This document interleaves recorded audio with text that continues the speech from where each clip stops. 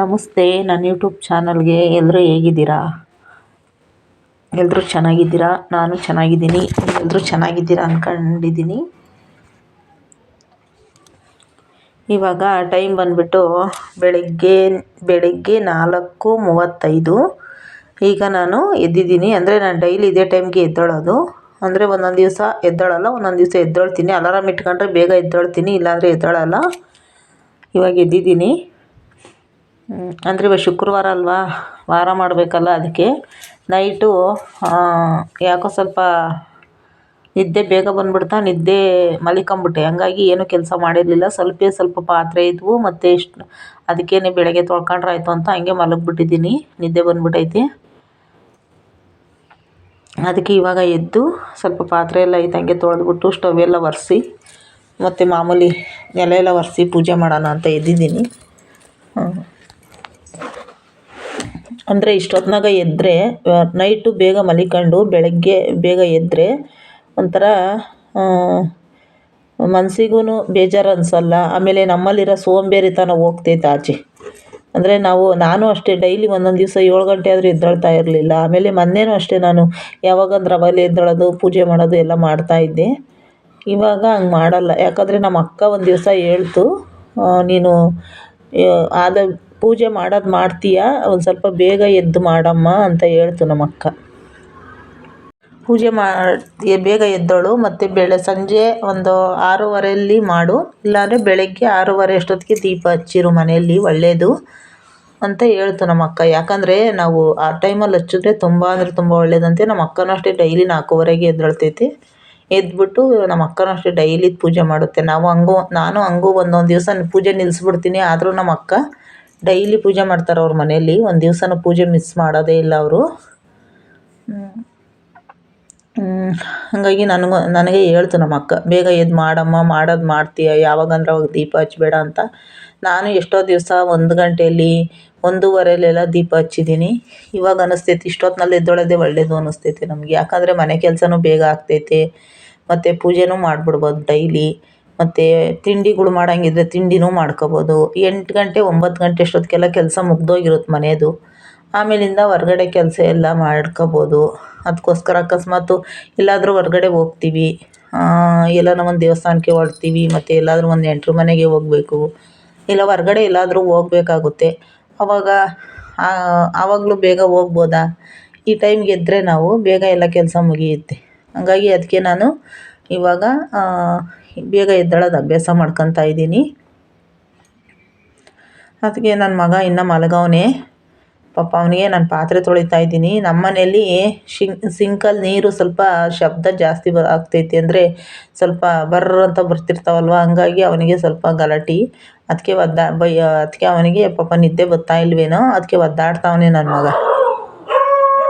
ನೋಡಿ, ಸ್ಟವ್ ಎಲ್ಲ ಈ ಥರ ಒರೆಸಿ ಈ ಥರ ಎಲ್ಲ ವಿಭೂತಿ ಇಟ್ಟು ಕುಂಕುಮ ಎಲ್ಲ ಇಟ್ಟಿದ್ದೀನಿ. ಅಂದರೆ ನಾನು ಈ ವಿಭೂತಿ ಖಾಲಿಯಾಗಿಬಿಟ್ಟಿತ್ತು ಮನೆಯಲ್ಲಿ. ವಿಭೂತಿ ತಂದೆ. ನನಗೆ ವಿಭೂತಿ ಇಟ್ಬಿಟ್ಟು ಈ ಥರ ಅರಿಶಿನ ಕುಂಕುಮ ಇಟ್ಟರೆ ಎಷ್ಟು ಚೆನ್ನಾಗಿ ಕಾಣಿಸುತ್ತಲ್ಲ. ಬರೀ ಅರಿಶಿನ ಕುಂಕುಮ ಅಂದರೆ ನನಗೆ ಅದು ಯಾಕೋ ಇಷ್ಟ ಆಗ್ತಿಲ್ಲ. ನಾನು ವಿಭೂತಿ ಇಟ್ಟೆ ಈ ಥರ ಎಲ್ಲ ರೆಡಿ ಮಾಡಿರೋದು. ಚೆನ್ನಾಗಿ ಕಾಣಿಸ್ತಾ ಇತ್ತು ಇವಾಗ ಸ್ಟವ್. ನನಗೆ ತುಂಬ ಇಷ್ಟ ಆಯ್ತು. ಇವಾಗ ಶುಕ್ರವಾರದ್ದಲ್ವ, ಚೆನ್ನಾಗಿ ಕಾಣಿಸ್ತೈತೆ. ಸ್ಟವ್ ಎಲ್ಲ ಕ್ಲೀನ್ ಮಾಡಿದೆ, ಮತ್ತು ಇವಾಗ ನೆಲ ಒರೆಸ್ಬೇಕು. ಅದಕ್ಕೆ ಹೊರ್ಗಡೆ ಸ್ವಲ್ಪ ಬಟ್ಟೆ ಐತೆ, ಅದೆಲ್ಲ ಜೋಡಿಸ್ತಾ ಇದ್ದೆ. ನನ್ನ ಮಗ ಬೇರೆ ಮಲಿಕೊಂಡಿದ್ದು ಹಾಸಿಗೆನೇ ಇದು ಎತ್ಕೊಂಡು ಹೋಗಿರಲಿಲ್ಲ, ಹಾಸಿಗೆ ಅದೆಲ್ಲ, ಅದಕ್ಕೆ ಎತ್ತಾಕ್ತಾ ಇದ್ದೀನಿ. ಅವನು ಎದ್ದೇಳ್ತಾನೆ ಅಷ್ಟೇ. ನಮ್ಮ ಅಮ್ಮನೇ ಎತ್ತಿಕ್ತೈತೆ ಅಂದ್ಬಿಟ್ಟು ಸುಮ್ಮನೆ ಹೋಗಿ ಮಲಗಿಬಿಡ್ತೈತೆ. ಹಂಗಾಗಿ ನಾನೇ ಎತ್ತಿಕ್ತೀನಿ ಎಲ್ಲ.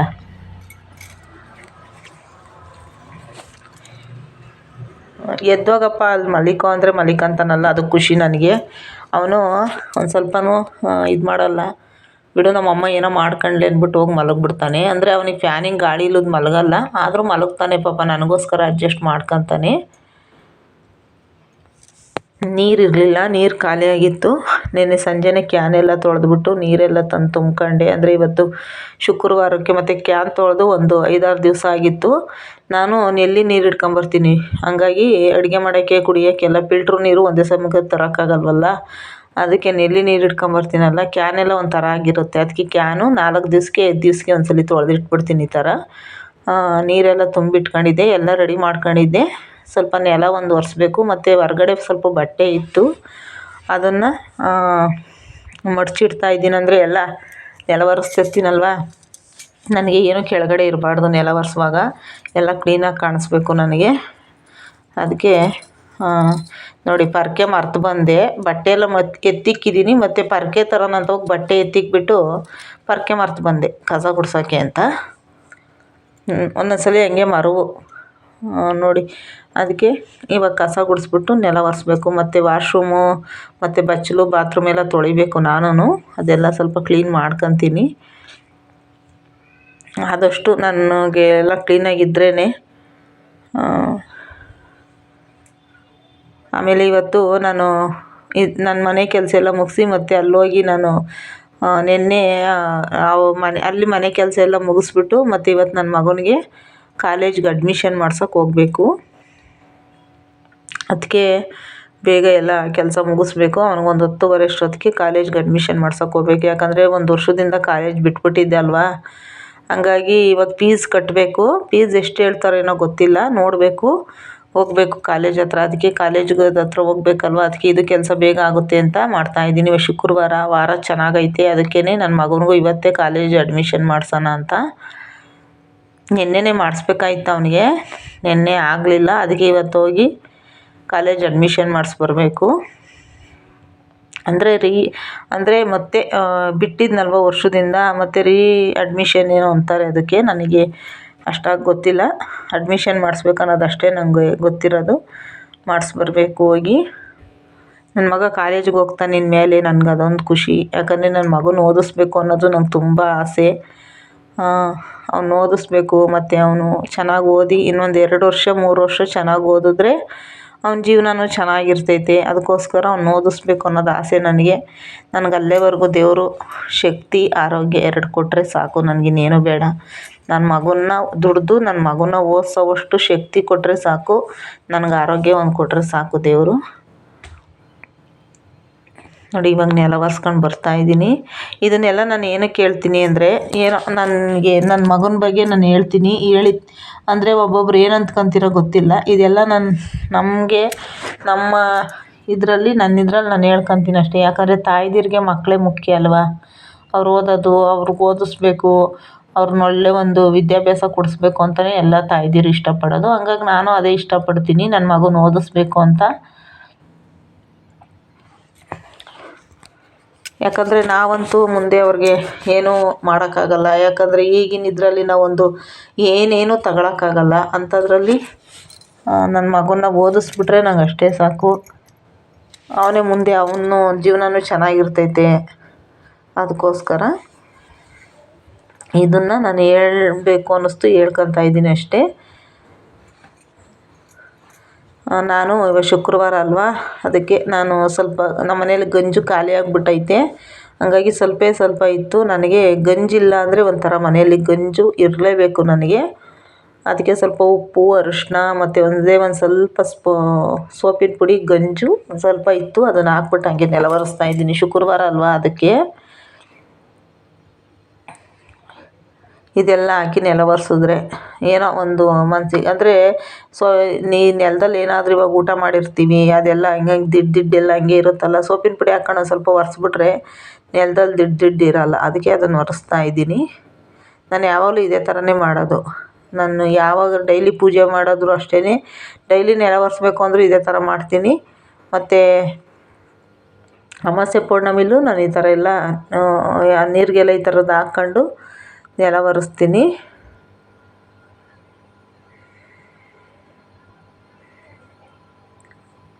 ನೋಡಿ, ಅಕ್ಕಿ ಬಾಕ್ಸು ನನಗೆ ಎಳೆಯೋಕ್ಕಾಗಲಿಲ್ಲ. ಅದಕ್ಕೆ ಅದನ್ನು ನೋಡಿ, ಎಷ್ಟು ಒಂದು ತುಂಬ ಐತೆ ಅಕ್ಕಿ. ಹಂಗಾಗಿ ಆ ಬಾಕ್ಸ್ನ ಎಳೆಯೋಕ್ಕಾಗ್ತಿಲ್ಲ. ಆದರೂ ಎಳೆದು ಒರೆಸ್ಕೊಂಡಿದ್ದೀನಿ. ನೋಡಿ, ಈ ಥರ ಎಲ್ಲ ಚೇರ್ಗಳು ಎಲ್ಲ ಇಟ್ಕೊಂಡಿರ್ತೀವಲ್ವ ಕೆಳಗಡೆ, ಇದೆಲ್ಲ ಎತ್ತಿಕೊಂಡು ಒರೆಸ್ಕೊಂಬರೋಷ್ಟೊತ್ತಿಗೆ, ಇದ್ರ ಅಡೆಗೆಲ್ಲ ನಾವು ಒರೆಸ್ಕೊಂಬರೋಷ್ಟೊತ್ತಿಗೆ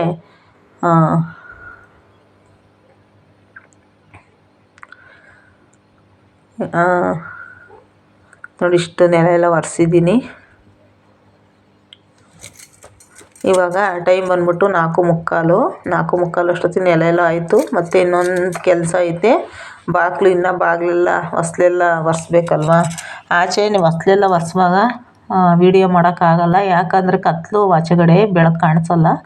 ಅದಕ್ಕೋಸ್ಕರ ಮತ್ತು ನಂದು ಎಲ್ಲ ಮುಗೀತು, ನೆಲ ಒರೆಸಿದ್ದೆಲ್ಲ. ಈಗ ಪೂಜೆ ಸ್ನಾನ ಮಾಡಿ ಪೂಜೆ ಮಾಡೋಣ ಅಂದ್ಬಿಟ್ಟು ಪೂಜೆಗೆ ರೆಡಿ ಮಾಡ್ತಾಯಿದ್ದೀನಿ. ಅಂದರೆ ನಾನು ತಲೆಗೆ ಸ್ನಾನ ಮಾಡಲಿಲ್ಲ.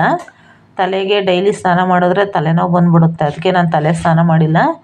ಅದಕ್ಕೇ ಬರೀ ಮೈ ತೊಳ್ಕೊಂಡು ಪೂಜೆ ಮಾಡೋಣ ಅಂತ ಮಾಡ್ತಾಯಿದ್ದೀನಿ.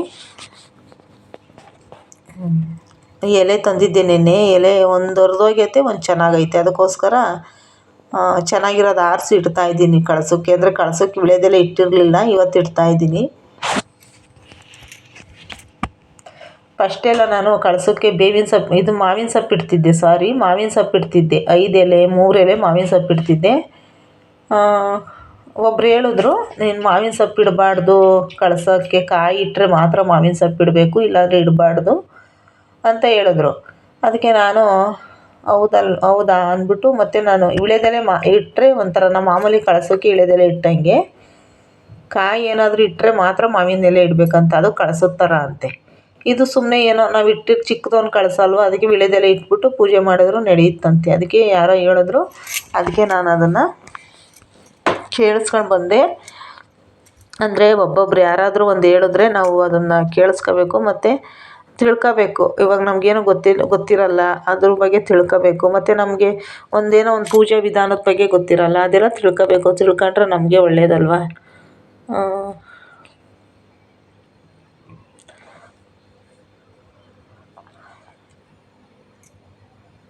ವಿಳ್ಯದೆಲೆ ದಪ್ಪ ಐತೆ ಕಳಸದಲ್ಲಿ, ಅದು ಹೋಗ್ತಾನೆ ಇಲ್ಲ ಒಳಗಡೆ, ಹಂಗೂ ಇಟ್ಟಿದ್ದೀನಿ.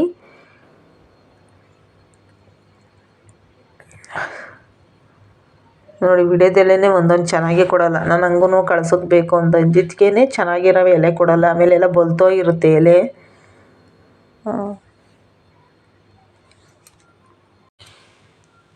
ಪೂಜೆಗೆಲ್ಲ ರೆಡಿ ಆಯಿತು, ಇನ್ನು ರೆಡಿ ಮಾಡ್ತಾನೆ ಇದ್ದೀನಿ. ಅಂದರೆ ನಾನು ದೇವ್ರ ಸಾಮಾನು ಏನೂ ತೊಳೆದಿಲ್ಲ, ಇವತ್ತು ಶುಕ್ರವಾರ, ಹಂಗಾಗಿ ದೇವ್ರ ಸಾಮಾನು ತೊಳೆದಿಲ್ಲ.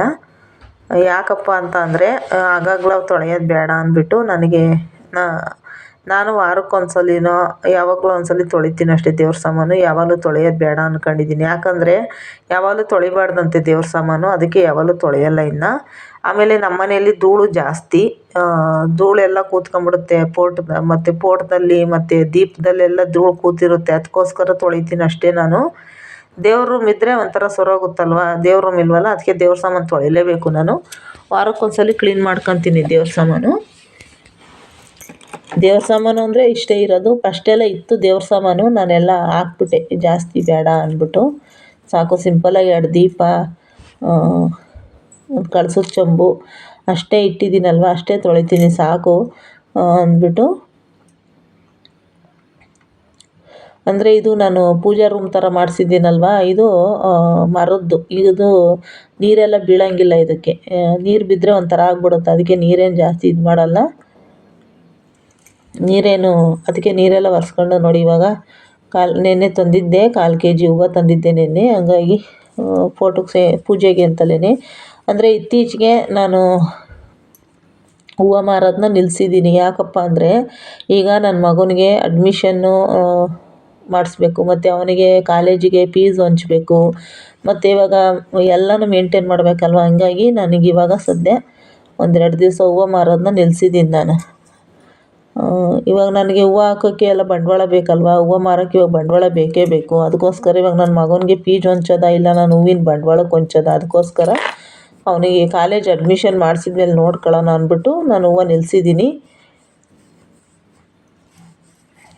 ಮತ್ತು ಹಾಕಬೇಕು ನಾನು ಹೂವನ, ಇವಾಗ ಸದ್ಯಕ್ಕೆ ನಿಲ್ಲಿಸಿದ್ದೀನಿ. ಎಲ್ಲದೂ ಒಂದೇ ಸಲ ಅಂದರೆ ದುಡ್ಡುಗಳು ಒದಗ್ಸೋಕ್ಕಾಗಲ್ಲ, ಒಂದೇ ಸಮಕ್ಕೆ ನಮ್ಮ ಹತ್ರ ದುಡ್ಡುಗಳು ಇರಲ್ಲ. ಅದಕ್ಕೋಸ್ಕರ ನಾನು ಹೂವು ಮಾರೋದು 2 ದಿನ ಲೇಟ್ ಆದರೂ ಪರವಾಗಿಲ್ಲ, ನನ್ನ ಮಗನಿಗೆ ಕಾಲೇಜ್ಗೆ ಅಡ್ಮಿಷನ್ ಮಾಡಿಸಿದ್ರೆ ಸಾಕು, ನನ್ನ ಮಗ ಓದಿದ್ರೆ ಸಾಕು. ನಾನು ಹೂವು ಮಾರ್ತೀನಿ, ಆದರೆ ಅದ್ರ ಜೊತೆಯಲ್ಲಿ ನನ್ನ ಮಗನೂ ಓದಿಸ್ಕೊಂಡು ಹೇಗೋ ದುಡ್ಕೊಳ್ತೀವಿ ಸಾಕು ನನಗಷ್ಟೇ. ನಾನು ದೇವ್ರ ಹತ್ರ ಕೇಳ್ಕೊಳ್ಳೋದಿಷ್ಟೇ, ನನ್ನ ಮಗನ್ನೇ ಓದಿಸೋವರೆಗೂ ನಂಗೆ ಆರೋಗ್ಯ, ದುಡಿಯೋ ಶಕ್ತಿ ಕೊಟ್ಬಿಡಲಿ ಸಾಕು. ನನ್ನ ಮಗನಿಗೆ ಅಪ್ಪ ಅಮ್ಮ 2 ನಾನೇ ಆಗಿ ಓದಿಸ್ತೀನಿ, ನನಗಷ್ಟೇ ಸಾಕು. ಅವನಿಗೆ ನಾನೇ ಎಲ್ಲ. ನನ್ನ ಮಗ ಒಬ್ಬ ಚೆನ್ನಾಗಿದ್ರೆ ನಂಗೆ ಅಷ್ಟೇ ಸಾಕು, ನಂಗೆ ಇನ್ನೇನು ಬೇಡ. ನನ್ನ ಮಗನಿಗೋಸ್ಕರ ಬದುಕ್ತೀನಿ ಅಷ್ಟೇ. ಇನ್ನು ನನ್ನ ಮಗನೇ ನನಗೆಲ್ಲ. ನಾನು ಇದ್ರ ಮೇಲೆ ಇನ್ನೇನು ಹೇಳೋಕ್ಕಾಗಲ್ಲ.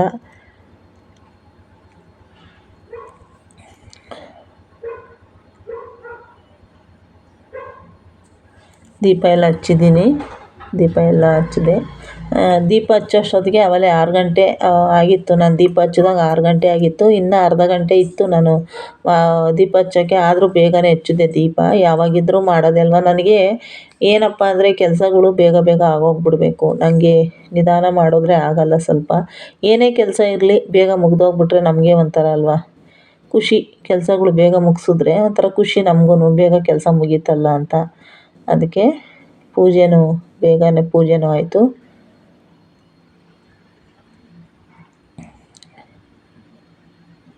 ಊದ್ಗಡ್ಡಿ ಬೇರೆ ಖಾಲಿ ಆಯ್ತಾ ಬಂದಿತ್ತು. ನೆನ್ನೆ ತಾಂಬಂದೆ ಊದ್ಗಡ್ಡಿ. ಅಂದರೆ ನನಗೆ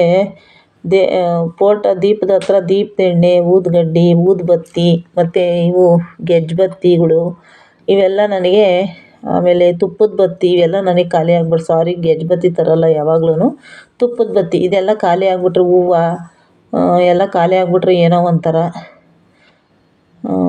ಬೇಜಾರಾಗ್ಬಿಡ್ತೈತೆ. ಅದಕ್ಕೆ ನೆನ್ನೆ ಒಂದು ಸ್ವಲ್ಪ ತಂದೆ. ಏನೇನು ಬೇಕು ಎಲ್ಲ ಜ್ಞಾಪಿಸ್ಕೊಂತೀನಿ. ಯಾವ್ದಾದ್ರು ಮರ್ತು ಬಂದರೆ ಮತ್ತೆ ಇನ್ನೊಂದ್ಸಲಿ ಹೋದಾಗ ಯಾವಾಗಾನ ತರ್ತಿರ್ತೀನಿ. ನನಗೆ ಪೂಜೆ ಹತ್ರ ಎಲ್ಲ ಇರಬೇಕು. ಇದ್ರೇ ನನಗೊಂಥರ ಹೂವು ಎಣ್ಣೆ ಇದೆಲ್ಲ ಇದ್ದರೆ ಒಂದು ಖುಷಿ. ನಾವೊಂದು ಚಿಕ್ಕದಾಗಿ ಒಂದು ದೀಪ ಹಚ್ಚಿದ್ರೆ ಏನೋ ಒಂದು ಮನ್ಸಿಗೆ ನೆಮ್ಮದಿ.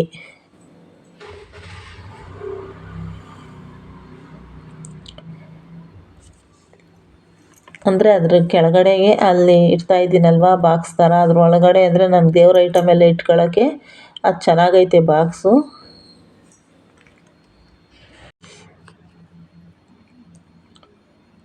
ಪೂಜೆ ಎಲ್ಲ ಮಾಡ್ತಾಯಿದ್ದೀನಿ. ನನ್ನ ಮಗನಿಗೆ ಒಳ್ಳೇದಾಗ್ಲಪ್ಪ. ಫಸ್ಟ್ ಟೈಮ್ ಇವತ್ತು ನನ್ನ ಮಗ ಕಾಲೇಜ್ಗೆ ಅಡ್ಮಿಷನ್ ಆಗೋಕ್ಕೆ ಕರ್ಕೊಂಡು ಹೋಗ್ತಾಯಿದ್ದೀನಿ. ಅಡ್ಮಿಷನ್ ಮಾಡ್ಸೋಕ್ಕೆ ನನ್ನ ಮಗನಿಗೆ ಒಳ್ಳೇದಾಗಲಿ. ನನ್ನ ವಿಡಿಯೋ ಯಾರೆಲ್ಲ ನೋಡ್ತೀರಾ ಅವರೆಲ್ಲ ಸಬ್ಸ್ಕ್ರೈಬ್ ಮಾಡ್ಕೊಳ್ಳಿ. ವಿಡಿಯೋ ಇಷ್ಟ ಆದರೆ ಒಂದು ಲೈಕ್ ಮಾಡಿ. ದಯವಿಟ್ಟು ನಿಮ್ಮ ಆಶೀರ್ವಾದ ನಮಗೂ ಇರಲಿ, ನಿಮ್ಮ ಸಪೋರ್ಟು ನಮಗೂ ಇರಲಿ. ನನ್ನ ಮಗನ ಮೇಲೆ ನಿಮ್ಮೆಲ್ಲರ ಸಪೋರ್ಟು, ನಮ್ಮೆಲ್ಲರ ಆಶೀರ್ವಾದ ನನ್ನ ಮಗನಿಗಿರಲಿ.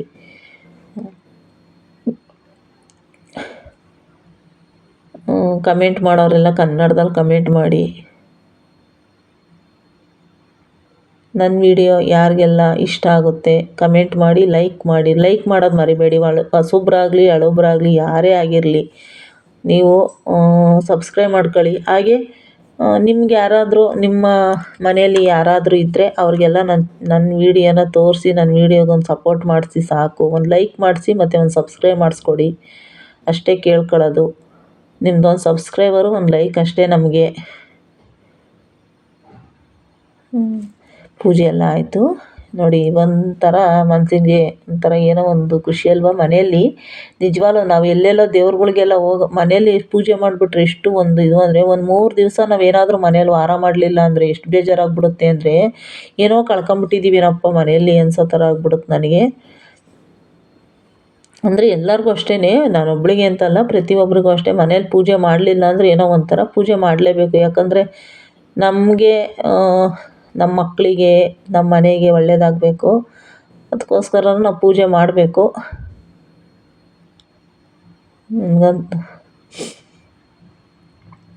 ಪೂಜೆ ಎಲ್ಲ ಆಯಿತು. ಹಾಲು ತಗೊಂಬಂದೆ. ಹಾಲು ಇರಲಿಲ್ಲ, ನೈಟ್ ತಂದಿಟ್ಕೊಂಡಿಲ್ಲ ಹಾಲು ನಾನು. ಹಂಗಾಗಿ 1/4 ಲೀಟ್ರ್ ತಗೊಂಬಂದೆ. ಅರ್ಧ ಲೀಟ್ರ್ ತರ್ತಾ ಇದ್ದೆ ಅವಾಗ. ಟೀ ಕುಡಿತಾ ಇದ್ದೆ ನಾನು. ಇವಾಗ ಟೀ ಕಮ್ಮಿ ಮಾಡಿದ್ದೀನಿ. ಯಾಕಂದರೆ ಬೆಳಗ್ಗೆ ಒಂದ್ಸಲಿ ಮತ್ತು ಸಂಜೆ ಒಂದ್ಸಲಿ ಅಷ್ಟೇ ನಾನು ಟೀ ಕುಡಿಯೋದು. ಇವಾಗ ಯಾವಾಗಲೂ ಕುಡಿಯಲ್ಲ. ಆವಾಗಂದರೆ ಮೊದಲು ಒಂದು 2-3 ತಿಂಗಳು ಮುಂಚೆ ನಾನು ಯಾವಾಗಲೂ ಟೀ ಕುಡಿತಿದ್ದೆ. ಅಂದರೆ ಅರ್ಧ ಲೀಟ್ರ್ ಹಾಲು ತಂದಿಟ್ಕೊಂಬಿಡೋದು. ನನಗೆ ಯಾವಾಗ ಮನ್ಸಿಗೆ ಟೀ ಕುಡಿಬೇಕು ಅನ್ನಿಸುತ್ತೋ ಅವಾಗೆಲ್ಲ ಕುಡಿತಾಯಿದ್ದೆ. ಆದರೆ ಇವಾಗ ನಾನು ಕುಡಿಯಲ್ಲ. 1/4 ಲೀಟ್ರ್ ಮಾತ್ರ ತರ್ತೀನಿ. ಯಾಕಂದರೆ ಬೆಳಗ್ಗೆ ಒಂದ್ಸಲಿ ಸಂಜೆ ಒಂದ್ಸಲಿ ಅಷ್ಟೇ. ನಾನು ಟೀ ಜಾಸ್ತಿ ಅಭ್ಯಾಸ ಮಾಡ್ಕೊಳ್ಳೋದು ಬೇಡ ಅಂತೇಳಿ ಸುಮ್ಮನೆ ಇದ್ದೀನಿ. ಏನಪ್ಪ ಅಂದರೆ ಗ್ಯಾಸ್ಟ್ರಿಕ್ ಓವರ್ ಆಗಿಬಿಡುತ್ತೆ ಟೀ ಕುಡಿದ್ರೆ. ಗ್ಯಾಸ್ಟ್ರಿಕ್ಕು ಮತ್ತು ತಲೆನೋವು ಟೀ ಕುಡಿದ್ರೆ ಒಂದೊಂದು ಟೈಮಲ್ಲಿ ತಲೆನೋವುಗಳು ಹೋಗಲ್ಲ, ಅಷ್ಟು ಒಂದು ಗ್ಯಾಸ್ಟ್ರಿಕ್ ಆಗಿಬಿಡುತ್ತೆ. ಆಮೇಲೆ ಏನೋ ಒಂಥರ, ಅದಕ್ಕೆ ಬೆಳಗ್ಗೆ ಒಂದ್ಸಲ ಸಂಜೆ ಒಂದ್ಸಲ ಕುಡಿಯೋದು ಅಭ್ಯಾಸ. ಯಾಕಂದರೆ ಕಲ್ತಿದ್ದೀವಲ್ವ, ಬಿಡೋಕ್ಕಾಗಲ್ಲ. ಅದಕ್ಕೋಸ್ಕರ ಬೆಳಗ್ಗೆ ಒಂದ್ಸಲ ಸಂಜೆ ಒಂದ್ಸಲ ಕುಡಿಬೇಕು. ಈಗ ಟೀ ಮಾಡ್ತಾಯಿದ್ದೀನಿ. ಮತ್ತು ಅವಲಕ್ಕಿ ಒಗ್ಗರಣೆ ಹಾಕೋಣ ಅಂದ್ಕೊಂಡೆ, ಅವಲಕ್ಕಿ ಕಮ್ಮಿ ಐತೆ. ಅದಕ್ಕೆ ಅನ್ನ ಐತಲ್ವ, ನೈಟ್ ಅನ್ನ, ಅದನ್ನೇ ಒಗ್ಗರಣೆ ಹಾಕೋಣ ಅಂತ ಒಗ್ಗರಣೆ ಹಾಕ್ತೀನಿ. ತಿಂಡಿಗೆ ಅದನ್ನೇ ಮಾಡ್ತೀನಿ ಇವಾಗ. ಮಧ್ಯಾಹ್ನ ಏನಾದರೂ ಮಾಡ್ಕೊಳ್ಳೋದು. ಇವಾಗ ಕಾಲೇಜ್ ಹತ್ರ ಹೋಗ್ಬೇಕಲ್ವ, ಅದಕ್ಕೆ ಬೇಗ ಕೆಲಸದಾಗ ಬೇರೆ ಹೋಗ್ಬೇಕು ನಾನು. ಹಂಗಾಗಿ ಲೇಟ್ ಆಗಿಬಿಡುತ್ತೆ. ಅದಕ್ಕೇ ಇವಾಗ ಸ್ವಲ್ಪ ತಂಗ್ಳನ್ನ ಚಿತ್ರಾನ್ನ ಮಾಡ್ದಂಗೆ ಮಾಡಿಬಿಟ್ಟು ಮಾಡ್ತೀನಿ.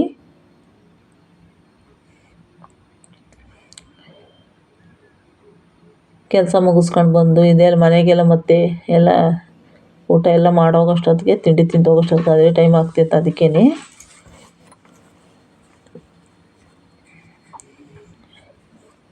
ಟೀ ಪುಡಿ ಖಾಲಿ ಆಗಿಬಿಟ್ಟಿತ್ತು. ನಿನ್ನೆ ನಾನು ಟೀ ಪುಡಿ ತಂದಿರಲಿಲ್ಲ, ಬೆಳಗ್ಗೆ ತಂದೆ. ಟೀ ಪುಡಿ ಖಾಲಿ ಆಗಿಬಿಟ್ಟಿತ್ತು. ಅಂದರೆ ನನಗೂ ಅಷ್ಟೇ, ಟೀ ಪುಡಿ ಸಕ್ಕರೆ ಎಷ್ಟು ಬೇಕೋ ಅಷ್ಟೇ ತರ್ತೀನಿ, ಇನ್ಮೇಲೆ ಜಾಸ್ತಿ ಹಾಕಲ್ಲ. ಯಾಕಂದರೆ ಇದ್ದರೆ ಮಾಡ್ಕೊಂಡು ಕುಡಿತಾ ಇರ್ತೀನಿ ಸುಮ್ಮನೆ.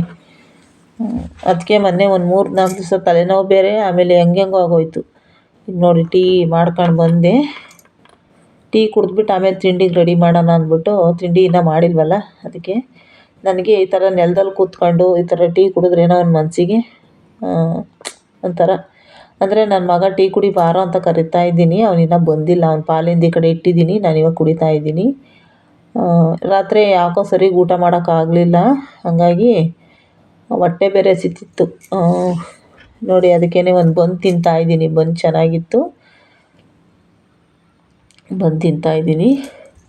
ನನ್ನ ಮಗ ಇನ್ನೂ ಬಾಯಿ ತೊಳ್ಕೊಬೇಕು ಅಂತ ಆಚೆ ಹೋಗವನೇ ನೋಡಿ. ಟೀ ಕುಡಿದು ಬಂದು ಇವಾಗ ಅಕ್ಕಿನ ಏನು ಹಾಕ್ತಾಯಿದ್ದೀನಿ ಅಂದರೆ, ಬೆಳಗ್ಗೆಗೆ ಇಡ್ಲಿ ಮಾಡೋಣ ಅಂದ್ಬಿಟ್ಟು, ಇಡ್ಲಿ ದೋಸೆ ಮಾಡಿ ಜಾಸ್ತಿ ದಿವಸ ಆಗಿತ್ತು. ಅದಕ್ಕೆ ಅವಲಕ್ಕಿ ಒಂದು ಸ್ವಲ್ಪನೇ ಇತ್ತು. ಅದಕ್ಕೆ ಇಡ್ಲಿಗೋ ದೋಸೆಗೋ ಆಗ್ತೈತೆ ಅವಲಕ್ಕಿ ತರೋವರೆಗೂ. ಇರಲಿ ಅಂದ್ಬಿಟ್ಟು ಅವಲಕ್ಕಿ ಉಪ್ಪಿಟ್ಟು ಏನು ಮಾಡೋಲ್ಲ ಇವಾಗ. ಅದಕ್ಕೆ ಉದ್ದಿನಬೇಳೆ ಮತ್ತು ಅವಲಕ್ಕಿ ಎಲ್ಲ ಅಕ್ಕಿ ಹಾಕ್ಬಿಟ್ಟು ತೊಳೆದು ನೆನೆಸಿಡ್ತೀನಿ. ಯಾಕಂದರೆ ಮತ್ತೆ ನಾನು ಮರ್ತು ಬಿಡ್ತೀನಿ, ಗ್ಯಾಪ್ನ ಬರೋಲ್ಲ. ಅದಕ್ಕೆ 2-3 ದಿವಸ ಗ್ಯಾಪಿಸ್ಕೊಂಡು ಸುಮ್ಮನೆ ಆಗಿದ್ದೀನಿ. ಅದಕ್ಕೇ ಇವಾಗಲೇ ಎಲ್ಲ ತೊಳೆದ್ಬಿಟ್ಟು ನೆನೆಸಿಡ್ತೀನಿ. ಯಾಕಂದರೆ ಅಕ್ಕಿ ದಪ್ಪ ಇರುತ್ತಲ್ವ, ಅದು ನೆನಿಬೇಕಲ್ಲ ಸೊಸೈಟಿ ಅಕ್ಕಿ, ಅದಕ್ಕೋಸ್ಕರ.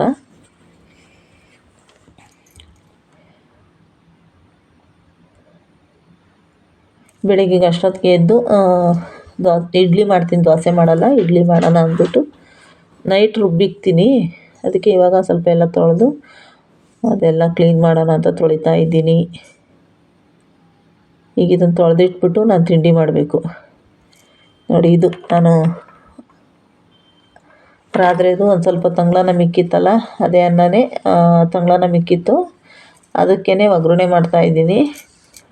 ಒಗ್ಗರಣೆ ಮಾಡಿದ್ದೀನಿ, ಚೆನ್ನಾಗೈತೆ. ಒಂಥರ ಅಂದರೆ ಅನ್ನ ಎಸೆಯೋಕ್ಕೆ ಒಂಥರ ಹೊಟ್ಟೆ ಉರಿತೈತಿ. ಯಾಕಪ್ಪ ಅಂದರೆ ಅಕ್ಕಿ ಇಲ್ಲ ನಮಗೆ ಜಾಸ್ತಿ, ಹಂಗಾಗಿ ಅನ್ನ ಎಸೆಯೋಕ್ಕಾಗಲ್ಲ ಇವಾಗ. ನೋಡಿ, ಇಷ್ಟು ಅನ್ನ ತಗೊಂಡೋಗಿ ಆಚೆ ಹಾಕೋಕ್ಕಾಗುತ್ತಾ ನೋಡಿ. ಅದಕ್ಕೆ ಇವಾಗ ಈ ಥರ ಮಾಡ್ಕೊತಿದ್ರೆ ಚೆನ್ನಾಗಿರ್ತೈತಿ, ಏನು ಮಾಡೋಕ್ಕಾಗಲ್ಲ. ಅನ್ನ ತಗೊಂಡೋಗಿ ಆಚೆಗೆ ಎಸೆಯೋಕ್ಕಾಗಲ್ಲ. ಅದಕ್ಕೆ ಈ ಥರ ಚಿತ್ರಾನ್ನದ ಥರ ಮಾಡಿದ್ದೀನಿ, ಸಿಂಪಲ್ಲಾಗಿ ಸಾಕು. ಈಗ ನನ್ನ ಮಗನ ಕಾಲೇಜಿಂದ ತಗೋಬೇಕಲ್ಲ, ಇದನ್ನು ತಿನ್ಕೊಂಡು ಹೋಗೋದು, ಮತ್ತು ಬಂದು ಏನಾದರೂ ಮಾಡ್ಕೊಳ್ಳೋದು. ಅದಕ್ಕೆ ಈ ಥರ ಎಲ್ಲ. ಇದಕ್ಕೆ ಕಡಲೆ ಬೀಜ ಒಂದು ಹಾಕಿಲ್ಲ, ಎಲ್ಲ ಹಾಕಿದ್ದೀನಿ ನಾನು. ಕಡಲೆ ಬೀಜ ಒಂದು ಹಾಕಿಲ್ಲ ಅಷ್ಟೇ ನೋಡಿ. ಇವಾಗ ನನ್ನ ಮಗ ಕಾಲೇಜಿಂದಕ್ಕೆ ಬಾರಮ್ಮ ಅಂತ ಕರೆದ, ಬಾರಮ್ಮ ಅಂದ. ನಾನು ಬರ್ತೀನಪ್ಪ ಅಂದೆ. ಅವನು ಅಮ್ಮ ನಾನು ಫಸ್ಟ್ ಹೋಗಿರ್ತೀನಿ, ಆಮೇಲೆ ನಿನ್ನ ಬಾ, ಏನಾದರೂ ಬೇಕು ಅಂದರೆ ಮತ್ತೆ ತಂದ್ಕೊಡೋಕೆ ಬೇಕಲ್ವ, ಆಗಾಗಲ ನಾನು ಓಡಾಡೋಕ್ಕಾಗಲ್ಲ ಅಂತ. ಅದಕ್ಕೇ ಇಲ್ಲಿ ವಾಯ್ಸ್ ಕೊಟ್ಟಿದ್ದೀನಿ, ಇಲ್ಲಿ ಮಾತಾಡ್ತಾ ಇದ್ದೀನಿ, ಆದರೂ ವಾಯ್ಸ್ ಕೊಡ್ತಾಯಿದ್ದೀನಿ ಸ್ವಲ್ಪ. ಅದಕ್ಕೇ ಎಲ್ಲ ತಾಂಬರಮ್ಮ ಅಂತ ಅಂದ. ಅದಕ್ಕೆ ಇವಾಗ ಹೋಗಬೇಕು ಕಾಲೇಜ್ ಹತ್ರ. ನನ್ನ ಮಗ ಇವತ್ತು ಕಾಲೇಜ್ಗೆ ಹೋಗ್ತಾವನೆ, ನನಗದೊಂದು ಸಂತೋಷ. ನಾನು ಓದ್ಲಪ್ಪ ಅಂತ ನಾನಷ್ಟೇ. ಅದಕ್ಕೆ ಏನೇನೋ ಬೇಕು ಎಲ್ಲ, ಅದನ್ನೆಲ್ಲ ಜೆರಾಕ್ಸ್ ತಾಂಬರಮ್ಮ ಅಂತ ಹೇಳವನೆ. ಅದಕ್ಕೆ ತಗೊಂಡೋಗ್ಬೇಕು. ಹೋಗ್ತಿದ್ದೀನಿ ಕಾಲೇಜ್ ಹತ್ರ, ನೋಡೋಣ. ಫೀಸ್ ಎಷ್ಟು? ಏನಪ್ಪ? ಅಯ್ಯಯ್ಯೋ, ಹೋಗ್ತಾ ಇದ್ದೀನಿ. ನೋಡೋಣ ಒಳಗಡೆ ಹೋಗ್ತಾ ಇದ್ದೀನಿ. ಇದೇ ನನ್ನ ಮಗ ಓದೋ college, HMS ಡಿಪ್ಲೊಮ್ college, HMS college. ನಾನೆಲ್ಲ ತಗೊಂಡು ಹೋಗ್ತಾ ಇದ್ದೀನಿ, ಎಲ್ಲ ಜೆರಾಕ್ಸ್ ಮಾಡಿಸ್ಕೊಂಡು.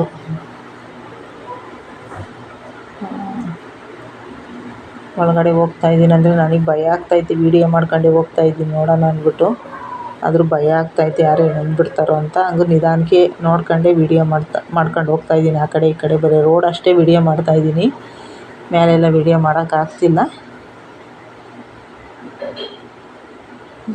ನೋಡಿ ಇಲ್ಲಿದೆ, ಇಲ್ಲಿ ಬಂದು ದೊಡ್ಡ ಕಾಲೇಜಿದು, ಸಖತ್ತು ದೊಡ್ಡದಾಗೈತೆ ಕಾಲೇಜು. ನೋಡಿ ಇಲ್ಲಿ ರಾಜೀವ್ ಗಾಂಧಿ ಶಿಕ್ಷಣ ಮಹಾವಿದ್ಯಾಲಯ ಅಂತೆಲ್ಲ ಬೋರ್ಡ್ ಹಾಕವ್ರೆ. ಇದೇ ಕಾಲೇಜಲ್ಲೇ ನನ್ನ ಮಗ ಓದ್ತಾ ಇರೋದು ಇವಾಗ.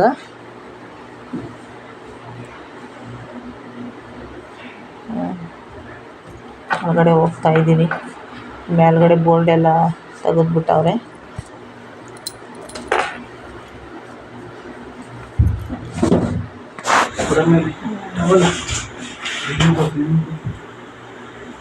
ನೋಡಿ ಇದು ಇಲ್ಲೇ ಅಡ್ಮಿಷನ್ ಮಾಡಿಸಿದ್ದು. ಫಸ್ಟ್ ಬಂದಾಗ ನಾನು ಇಲ್ಲೇ ಅಡ್ಮಿಷನ್ ಮಾಡಿಸಿದ್ದು.